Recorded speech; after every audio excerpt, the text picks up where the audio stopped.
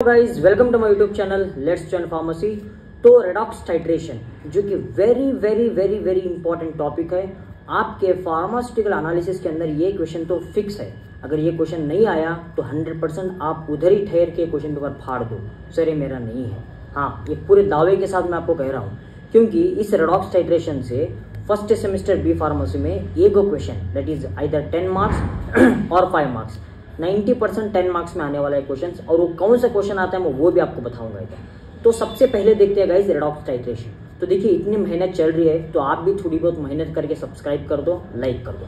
तो चलिए सबसे पहले समझते हैं ये रेडॉक्स टाइट्रेशन होते क्या है। The titration which employ oxidation reduction reactions, इसी को हम क्या कहते हैं गाइस, इसे हम कहते हैं रेडॉक्स टाइट्रेशन। ठीक, अभी सिंपल देखिए, ये एक हमारा ऑक्सीडाइजिंग एजेंट है, कौन से भी आप ले लो ऑक्सीडाइजिंग एजेंट, प्लस एक रिड्यूसिंग एजेंट है। जब ऑक्सीडाइजिंग एजेंट और रिड्यूसिंग एजेंट दोनों मिलते हैं तो एक प्रोडक्ट बनता है हमें, ठीक है। वो टोटल उसको हम कहते हैं redox reaction, redox titration, redox reaction. मतलब टाइट्रेशन का इस्तेमाल किस लिए किया गया, क्योंकि यहाँ हम टाइट्रेशन करते हैं ऑक्सीडाइजिंग एजेंट का और रिड्यूसिंग एजेंट का, दोनों का टाइट्रेशन होता है। ओके, आगे मैं बताऊंगा। ऑक्सीडेशन मतलब एडिशन ऑफ ऑक्सीजन और लॉस ऑफ इलेक्ट्रॉन, इसको हम ऑक्सीडेशन कहते हैं। रिडक्शन का मतलब रिमूवल ऑफ ऑक्सीजन और गेन ऑफ इलेक्ट्रॉन। अगर ऑक्सीजन रिमूव करेंगे तो रिड्यूस हो जाएगा, ठीक है, उसको हम क्या करेंगे, रिडक्शन कहेंगे। Guys types of redox titration, यही है हमारा मेन इंपॉर्टेंट मुद्दा। हाँ, types of redox titration, one is permanganometry, cerimetry, bromatometry, dichromometry, iodimetry और आइडोमेट्री। जी, ये हमारे है इंपॉर्टेंट रेडॉक्स टाइट्रेशन। इसके अंदर इस वीडियो में हम परमैग्नोमेट्री और सीरीमेट्री के बारे में बात करेंगे, क्योंकि ये भी बहुत ही इंपॉर्टेंट है आपके एग्जाम के अंदर। हाँ बिल्कुल, इसके अलावा जो है ना आपको आईडीमेट्री और आइडोमेट्री, इसको हम नेक्स्ट वीडियो में लेके चलेंगे, क्योंकि वीडियो लंबा होगा तो देखने में दिक्कत हो जाएगी। चलिए सबसे पहले समझते हैं परमैग्नोमेट्री। एक बात याद रखिए, अगर वो परमैग्नोमेट्री पूछे तो आपको ये सब लिखना है, मतलब आपको लिखना है कि रेडॉक्स टाइट्रेशन होते क्या है, ऑक्सीडेशन होता क्या है, रिडक्शन होता क्या है, ठीक, ये सभी आपको जो है ना ये लिखना जरूरी है। हाँ, नेक्स्ट गाइस देखिए प्रिंसिपल समझते हैं। दिस टाइट्रेशन मतलब ये permanganometry titration method involves the usage of potassium permanganate as oxidising agent. Potassium permanganate है क्या हमारा, ये एक ऑक्सीडाइजिंग एजेंट है, जिससे हम इस तरीके से लिख सकते हैं इसको, पोटेशियम परमैग्नेट को KMnO4। गाइस ये एक स्ट्रॉन्ग ऑक्सीडाइजिंग एजेंट है। आपके लैब के अंदर, लेबोरेटरी के अंदर आपने देखा ही होगा ये KMnO4 को, के जो कि पिंक कलर में रहता है। ये KMnO4 किसमें रहता है, पिंक कलर में रहता है। ठीक, नेक्स्ट देखते हैं। The ability of a KMnO4 solution to oxidize is due to the conversion of the MnO4 ion to Mn++ in acidic solution।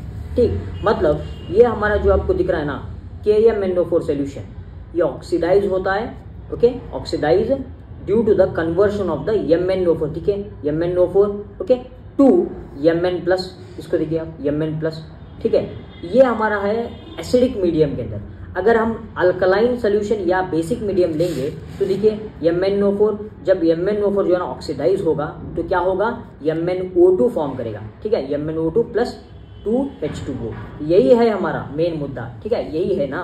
In acidic medium के अंदर ऑक्सीडाइज हो रहा है और इन अल्कलाइन सोल्यूशन के अंदर, अल्कलाइन आप सोडियम हाइड्रोक्साइड ले सकते हो, एसिडिक मीडियम के अंदर आप कौन सा लेंगे, HCl लेंगे।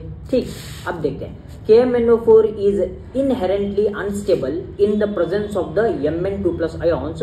सो देखिए MnO4 + Mn2+ + H2O ये लीड करता है हमारा MnO2 और 4H को। यही आपको बता रहा हूँ। देखिए MnO4, जब MnO4 हम रिएक्ट करेंगे Mn2+ से, मतलब क्या मिलेगा हमको, MnO2 मिलेगा, जो कि बेस से रिएक्ट कर रहा है, ठीक, तो हमें MnO2 मिलेगा।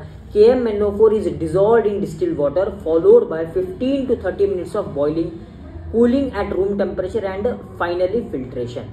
ओके, ये किस लिए किया जाता है डिजोल्व, किस लिए डिजोल्व किया जाता है KMnO4 को वाटर के अंदर, और उसको किस लिए बॉइल किया जाता है गाइस, बिकॉज ये हेल्प करता है हमें remove any kind of the impurities.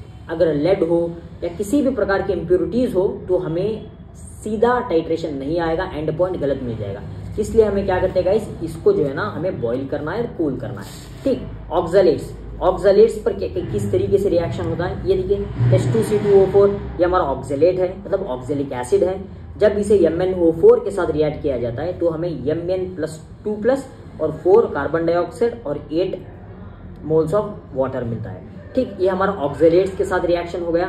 Okay, then hydrogen peroxide के साथ अगर हम रिएक्ट करें MnO4 को तो हमें क्या मिलता है Mn2+ plus SO2 plus 8H2O। मतलब ये हमारे रिएक्शन हो गया ऑक्सलेट्स के साथ, ये हमारा हो गया हाइड्रोजन पेरोक्साइड के साथ। ठीक, steps involve in KMnO4 titration जो कि वेरी इंपॉर्टेंट है। ठीक, standardized the KMnO4 solution using standard Na2C2O4 जिसे हम सोडियम ऑक्सलेट कहते हैं सॉल्यूशन। हमको क्या करना है, KMnO4 को स्टैंडर्डाइज करना है, क्योंकि KMnO4 हमारा है क्या, ये एक सेकेंडरी स्टैंडर्ड सब्सटेंस है। और सोडियम ऑक्सलेट मतलब ऑक्सैलिक एसिड ये है कि हमारा, ये ऑक्सैलिक एसिड जो हम कोनिकल फ्लास्क के अंदर इस्तेमाल करते हैं ये हमारा प्राइमरी स्टैंडर्ड है।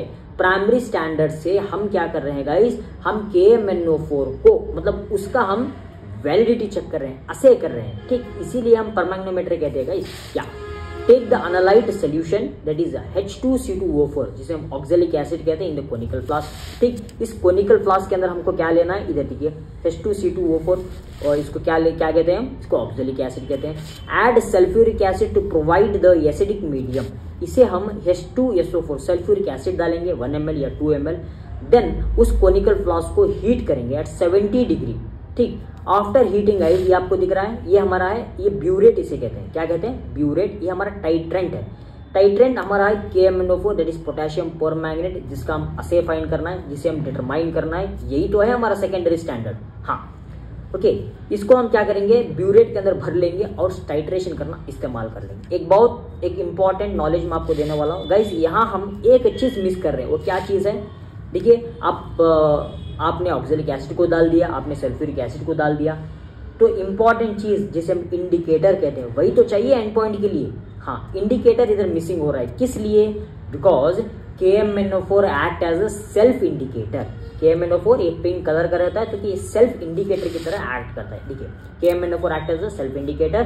Titration is done till the appearance of pink colour in the conical flask. Conical flask के अंदर pink colour, okay, pink colour appears होना चाहिए, तब तक हमें टाइट्रेशन करना है guys. If the pink colour persist for 30 seconds then that will be the end point. अगर पिंक कलर 30 सेकेंड के तक रह गया, अगर इस तरीके से शेक करने पर भी अगर 30 सेकेंड तक वो कलर रह गया तो हम क्या करेंगे, यही हमारा एंड पॉइंट है, आपको लिख लेना है। ठीक है, आपने प्रैक्टिकल में किया होगा वही सारा कुछ आपको लिखना है इधर, कोई एक्स्ट्रा कुछ नहीं, बस वही आपको लिख के आ जाना है। नेक्स्ट सीरीमेट्री, ये भी एक वेरी इंपॉर्टेंट है guys. Oxidation reduction titration involving ceric sulphate as an oxidizing agent, इसे हम क्या कहते हैं, सीरीमेट्री टाइट्रेशन कहते हैं। ठीक, अगर सीरी सल्फेट का हम इस्तेमाल कर रहे हैं तो उसे क्या कहते हैं, cerimetry titration. Principle, ceric ammonium sulphate in sulphuric acid H2SO4 medium can function as a strong oxidising agent. एक बात आपको याद रखना है, देखिए ये हमारा क्या है, CAS मतलब सिरिक ammonium sulphate.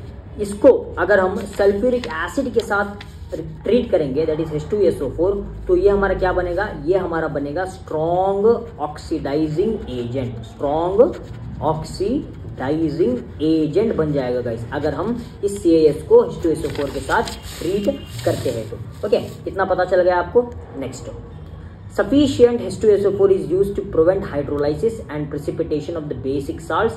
Since CAS is a strong oxidizing agent, we can determine various reduction substances by simple titration. क्योंकि हमारा ये CAS एक strong oxidizing agent है तो हम बस simple titration से बहुत सारे मतलब reducing substance को हम determine कर सकते हैं। In the presence of reducing agent, it undergo reduction to the serous salt. देखिए Ce+4 ये reduce हो जाएगा Ce+3 पर। मैंने आपको बताया था रिडक्शन मतलब क्या, reducing of the electrons. Okay, यहाँ हो रहा क्या है, Ce4+ है, ये रिड्यूस हो रहा है गाइस Ce3+ पर। सिंपल, इतना आपको ये लिख लेना है, काफी है। एप्लीकेशंस, ये असे ऑफ CuSO4 को असे मतलब डिटरमाइन करता है इसके CuSO4 का। देन फिनॉल के असे के अंदर इस्तेमाल होता है। Then determination the chlorine in bleaching powder, ये सारा कुछ आपको लिख लेना है एप्लीकेशंस के अंदर। देखिए एक बात आप याद रखिए, इन रेडॉक्स टाइट्रेशन के किसी भी एप्लीकेशंस के बारे में उन्होंने पूछे तो 2 मार्क्स में या 5 मार्क्स की आपको क्या लिख लेना है, it is used to assay the inorganic substances, ये फर्स्ट पॉइंट है। Then it is used in the analytical laboratories, ये सेकेंड पॉइंट है।